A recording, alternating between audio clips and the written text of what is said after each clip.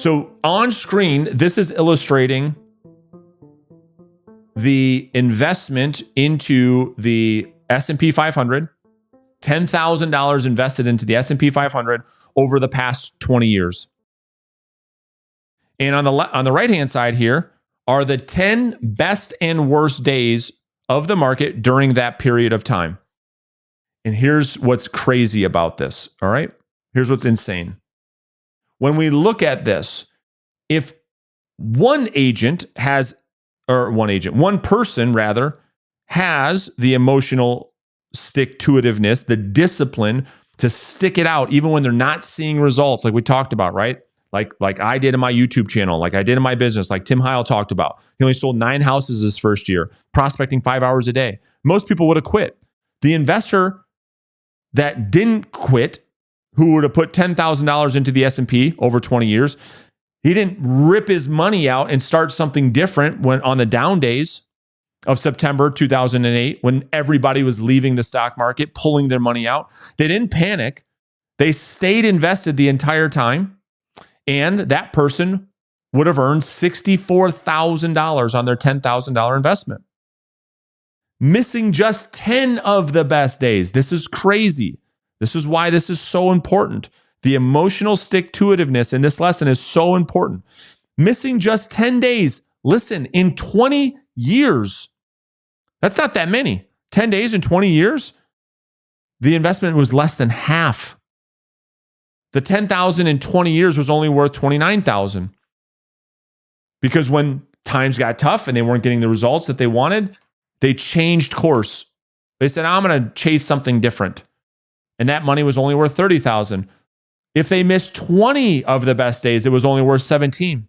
If they only missed 30 days, 1 month out of 20 years, not a lot, they made $1,000. And then if they missed 40, 50, or 60 days, just 2 months out of 20 years of investing, they would have lost half the money. Well, what is the point? The point in lesson 2 is to put both lessons together. Is that if you can stick to one strategy consistently over time and have the emotional stick-to-itiveness to stick to that one thing, you can't help but win at a massive level. But if you allow your emotions to creep in, at the first sign of, oh, this isn't working, I'm not getting results after 3 months, 5 months, 6 months, like most realtors do, and then you change strategy, you're never going to see results. A matter of fact, you not only are not going to see results, you probably aren't going to make any money. Let me explain. So all of you have played roulette at some point, or at least you know what the game is. And so with the game roulette, explains this so good. Once you see this, you're not going to be able to unsee this. You'll never forget this, I promise, what I'm about to explain to you. You see, with the game roulette, there's a 48.6% chance that you hit red. But that doesn't mean that if you spin 10 times that you're going to hit red 4 to 5 times. Heck, you might not even hit red once. But that still doesn't change the odds, the percentages of you succeeding. Why? There's something you guys call the gambler's fallacy. And again, this is going to change your life. Watch.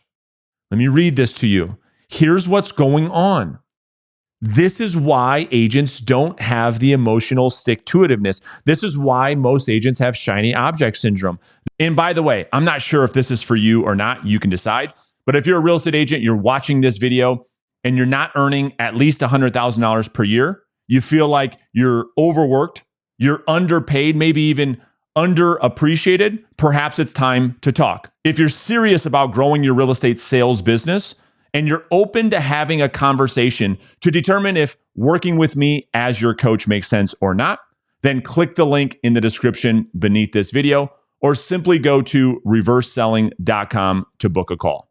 This is why agents bounce from one thing to the next, one team to the next, one brokerage to the next, one market to the next, and they can't stop because of the gambler's fallacy. Let me read it to you. The gambler's fallacy, also known as the Monte Carlo fallacy or the fallacy of the maturity of chances. This is the belief that if an event whose occurrences are independent or identically distributed has occurred more frequently than expected, it is less likely to happen again in the future, or vice versa. The fallacy, however, is commonly associated with gambling, where it may be believed, for example, that the next dice roll is more than usual likely to be 6 because there have recently been fewer than expected number of 6s. The term Monte Carlo fallacy originates from the example of this phenomenon in which the roulette wheel spun black 26 times in succession in a Monte Carlo casino in 1913. Doesn't change the fact of the odds. The gambler's fallacy can be illustrated by considering the repeating toss of a coin. The outcomes in different tosses are statistically independent. Listen, just stick with me on this and I'm going to bring it all home for you, okay? And the probability of getting heads on a single toss is still 1 in 2. The probability of getting 2 heads in 2 tosses is 1 in 4. And the probability of getting 3 heads in 3 tosses is 1 in 8. In general, if A is the event where the toss of the fair coin comes up, then it's still 1 in 2. Meaning, if after tossing 4 heads in a row, the next coin toss would run 5 consecutive heads, since the probability of a run of 5 successive heads is 1 in 32, a person might believe, here's what gets crazy, they might believe that the next flip would be more likely to come up as tails rather than heads. Everybody does this. Everybody believes this. This is why agents that cold call for a month and they don't get any results, they say, well, I'm going to do something different. Nothing's going to change here. But this is incorrect. And this is an example of the gambler's fallacy. They don't understand the long-term ratios based on the law of large numbers. The event, listen, 5 heads in a row and the event first 4 heads, then tails, are equally likely. Since the first 4 tosses turn up heads, the probability that the next toss is head is still 1 in 2. Has not changed. Well, Brandon, what in the world are you talking about? Why does this matter? Let me explain. I've got a little coin here for us. We're gonna actually play a little game so I can explain to you guys what's happening here. All right. So when I flip this coin, let me get some room on my desk here. When I flip this coin, if the coin lands on heads, we'll count that as a listing appointment set. And if it lands on tails, we will say that that was no listing appointment set. That was a quote unquote failure. All right. And so we're going to look at this as your daily prospecting results, if you will. Now, so I'm going to flip this. Okay. It's right here. I'm going to flip it. I'll be fair. Okay. So let's flip this. I'm going to flip this right now. So flip number 1. Okay. Flip number 1. We got a heads. We just set an appointment. Yay. So in the first one, we got a heads. Let's flip this again. Now, most agents, right? There's a story behind this. Let me just flip it again. Whoop, and we get a tails, so no appointment set there. Flip it again. Tails, no appointment set there. Oh, we got one on the 4th. So let's give ourselves a tally there. Tails. Tails. That's 6. This is 7. Tails. That's 3 tails in a row. Tails. That's 8. Tails. Okay, that's 9. I'm going to flip this one more time, but I just want to make the point that right now, as I'm doing this activity, this would be the example of agents making one call after the next, not getting an appointment, and not understanding that the averages are still there for them, whether they're getting the result or not. But they don't see it because they don't have the emotional stick-to-itiveness. that we've been talking about. So they change strategy. Well, the smart agent just keeps doing this because they know that over the course of a long period of time, the numbers will play out. The numbers will always play out. Okay. And we got another tails. All right. So what's the point of this little exercise? Just as an example. All right. Let me explain to you guys what's happening here. I flipped the coin 10 times. Okay. I flipped it 10 and it landed on heads twice. Well, that is a 20% conversion. However, I only got the 20% conversion because I did what? I was consistent in flipping the coin 10 times. However, what have we learned so far? Would it be safe to assume that if I flipped it another 10 times, that I might not get one listing appointment, or I might get 4? We just don't know because we don't have enough data. We haven't been doing it long enough. The longer we do something, that is where we can actually start to calculate real conversion. That is how a roulette table gets to the point of the 48.5% odds of it landing on red or black. It doesn't just spin 10 times and it says, okay, 5 red, 5 blacks, 50. That's not what's happening. That's what also is happening with your prospecting conversion ratios. You can't do something for 30 days, and if you don't get the result, claim that it doesn't work because you haven't allowed the law of large numbers to kick in yet. Okay, so hopefully you're with me. Let's keep playing this out. So how does this show up in real estate sales, you ask? Let me show you. So here's what it looks like. What an agent would find who consistently prospects day in and day out, 240 times per year without ever missing over the course of 3 to 5 years, would get an average of 1 listing appointment set for about 40 contacts or 40 conversations. That would be the average. But remember, let's just make sure that we're on the same page. It's not from talking to 40 people. That's the misconception. That is the gambler's fallacy that I was just telling you about. You see, the agent hears this ratio from an agent on a podcast who says, yeah, I set a listing appointment for every 20 contacts, every 30 contacts, every 40 contacts. And then that agent goes out there and talks to 20 people through cold calling or outbound prospecting or buying leads or open houses or direct mailers or doesn't get that same result and says, nope, that thing doesn't work. I tried it. You see, I called 40 people and I didn't set up an appointment. Well, what's going on there? Again, they haven't done it long enough. They didn't have the stick-to-itiveness to do it long enough for them to play to the ratio. And then they repeat this cycle over and over and over and over until they're out of the business. Because 40 contacts only equals 1 listing appointment because of what I just said. An agent makes 28,000 contacts over a 3-year period, 240 days consistently. They set 720 listing appointments over 3 years.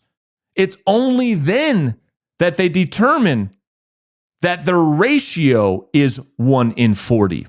It's not you call 40 people and set 1 appointment. Now, that's not even the real secret. Watch the real secret here in lesson 2. This is just crazy, okay? This is the real secret. This is lesson 2. This is the price you must pay for success, which is the emotional stick-to-itiveness. This is how powerful this is. So to demonstrate this in the real world, if an agent prospects every day, they make 30 contacts every day, they prospect 240 days a year, they never miss, they have 600 contacts per month. Based on the average conversion ratio of doing that for a long time, they would set 15 appointments in 1 month. Now, you can't do this once. I'm not going to repeat that. I'm not going to keep regurgitating the same thing. I think you get that point. They did it over a long period of time. As a result of that, listen, they meet with 11 people. It's a 70% conversion. They found that out. by doing this for 3 years. They got this average. They took 6 listings, a 50% conversion ratio. They sell 4. That's 70% of the listings they take. As a result, this agent with this type of consistency earns $28,000 per month. They have an average commission of $7K. They would earn $336,000 that year. Would they do that in their first year? No, they would not. But here's the secret, okay? Watch. Here's the power of this, or rather, the lack thereof. Remember I showed you what would happen to that investor who invested $10,000 in the stock market, and when things didn't go his way or her way, that they pulled out the money, and what would happen if they missed just a couple of days of investing? The same thing happens to real estate agents every day.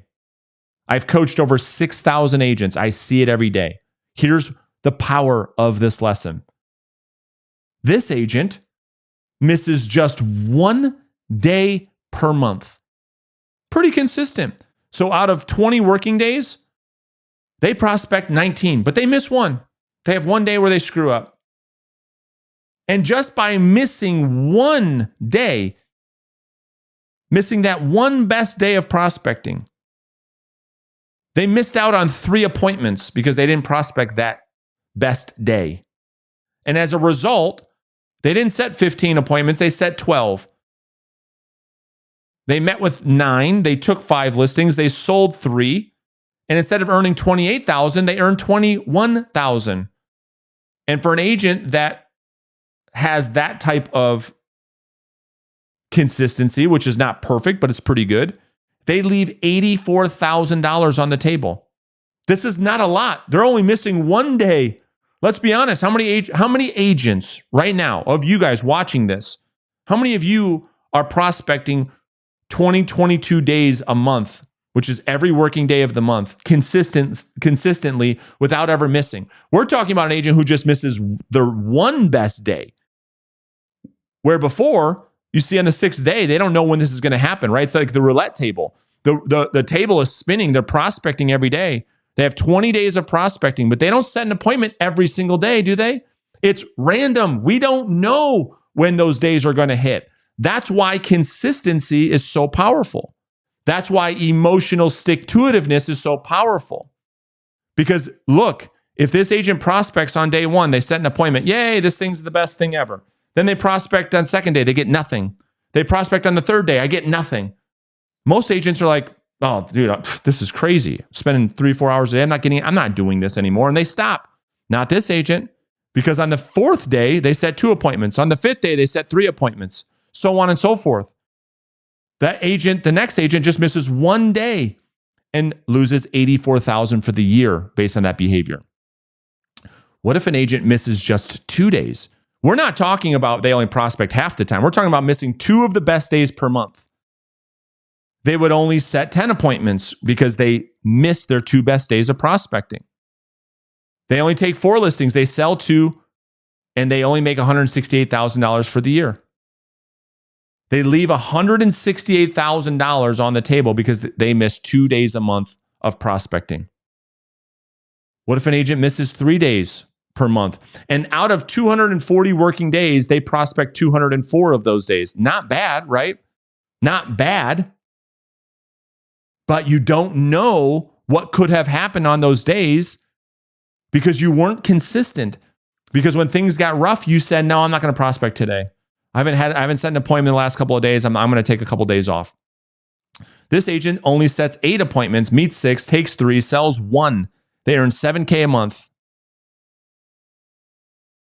And because of that, they make $84,000 a year, leaving $252,000 on the table of unearned potential income, missing just 3 of the best days per month. What are the best 3 days? We don't know. That is the point. The point of having emotional stick-to-itiveness is that you detach from the outcome 100% and you do the activity on a daily basis, no matter what, no matter the outcome. because we don't know when the result's going to happen. But we do know this. We do know this. We have to be spinning the wheel in order to get the result. If we're not spinning the wheel, if we're not prospecting, if we're not doing our job, then we don't put ourselves in a position to win. Just the same, if I go back to this slide right here, this is like the investors trying to time the market. They invest $10,000. They have a bad couple of days and they say, oh my gosh, this thing is tanking. They don't have the emotional stick-to-itiveness, so they change strategy. Let me go chase another shiny object, like most agents. And you could see what happens over a long period of time. You could see what happens over 20 years in a career with a real estate agent who behaves this way, bounces from one thing to the next. When they don't see results quickly, they bounce to another strategy. If they don't see results quickly, they bounce to the next strategy. So what are the takeaways from lesson number 2? Do you have the stick-to-itiveness to persist when you don't get the result? Or do you allow your emotion to take over? Oh my gosh, I haven't set a listing appointment in 2 weeks. This just isn't working. I'm going to stop doing this and start doing another thing. And if I don't get a listing appointment in 2 weeks, I'm going to stop that thing and start another thing. And that's the vicious cycle of shiny object syndrome. You don't need the best strategy to win. You need a strategy that you can stick to every day without fail. That is what you need that will allow you to win long term. Lesson number 3, being rich is a trap. Okay, let's talk about it. Most agents want to do what? Let's just be really honest, like we do in all of these videos. They want to make a lot of money. Why? Why do they have the vision board with all the things? So they can buy a lot of things. Let's be honest. They want to make a lot of money so they can buy a lot of things because of their ego and their insecurity and wanting to keep up with those people around them. Well, let's break this down. So what's happening? Well, here's the truth. The truth is that creating wealth, real wealth, is the difference between the money you make and the money you keep. That's the difference between being rich and being wealthy. Wealth is the money that other people don't see that you have. But that's very difficult for us as emotional beings that are fighting this ego and fighting this insecurity, because we want people to know how well we're doing. So we need to make a lot of money. We need to work extremely hard to make this crazy income.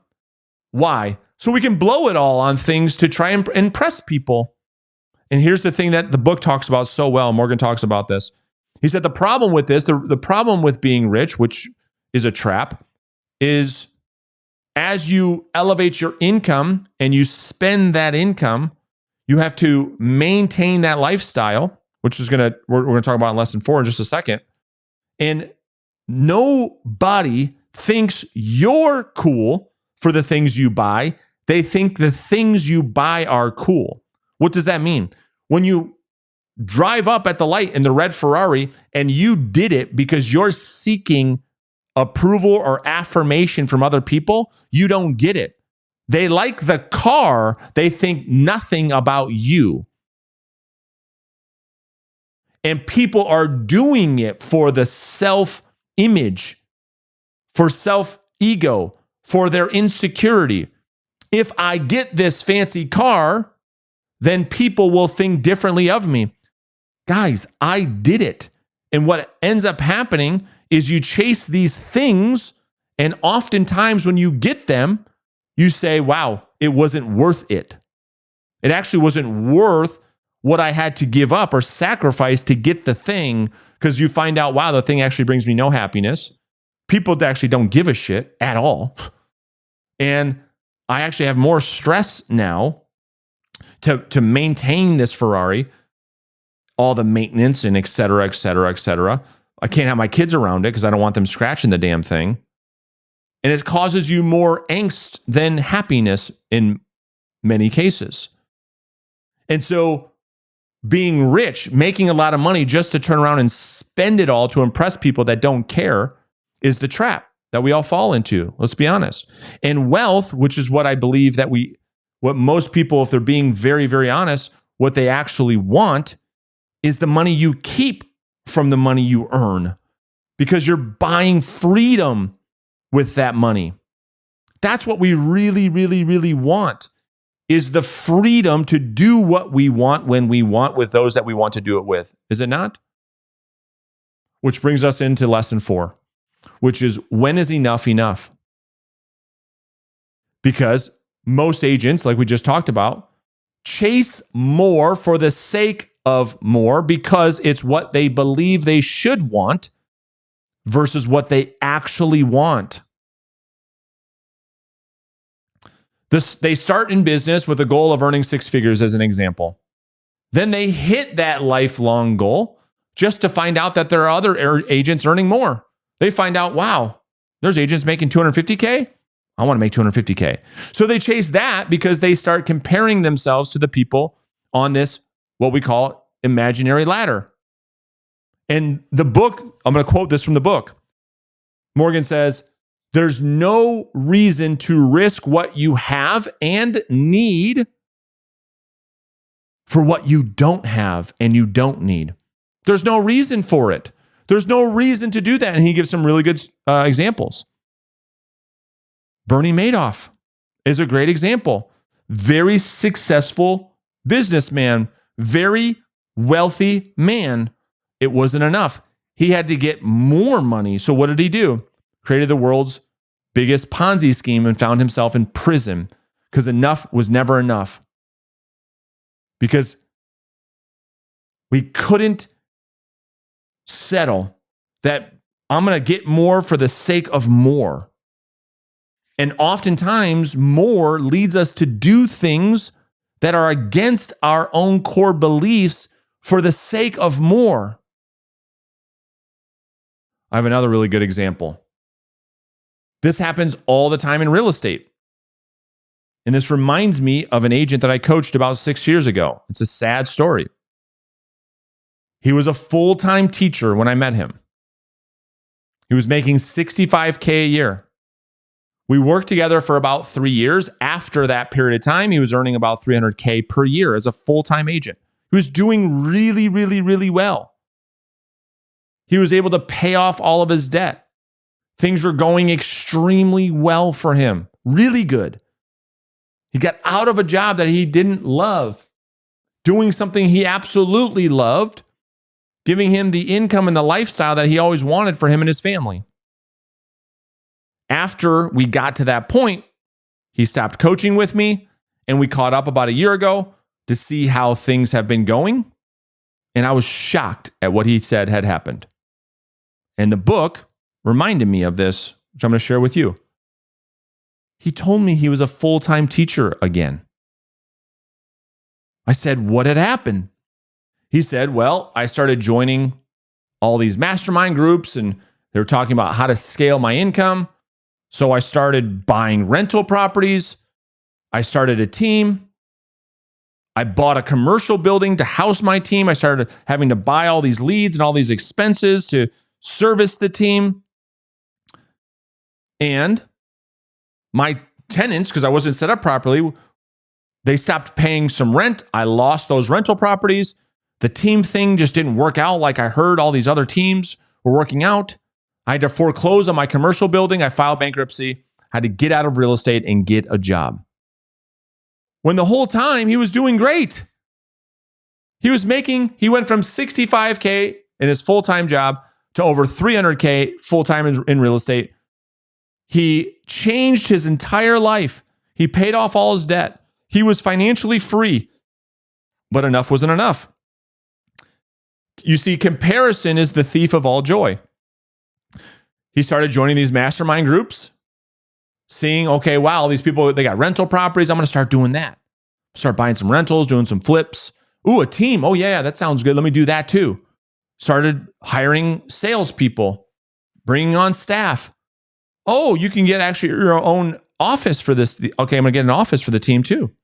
Well, I got to supply all these agents with all this stuff. And in many cases, it's a revolving door. Happens all the time. Enough wasn't enough. So the takeaways from lesson 4, be sure you're focused on what you actually want and not comparing yourself to others or focusing on what society leads you to believe you should want. So let's recap. Number 1, we have to focus on consistent action and delay gratification. Be skeptical of things that offer quick and easy results. Number 2, results come from sticking to one strategy over the long term and fighting against emotional urges to change strategies during the downtimes. Remember we talked about the power of stick-to-itiveness? Number 3, focus on keeping the money you earn versus spending it to try and impress others. Money earned should be spent to buy you freedom, not material things. And then lastly, number 4, set and fight for goals that mean something to you and be sure you're not fighting someone else's battle.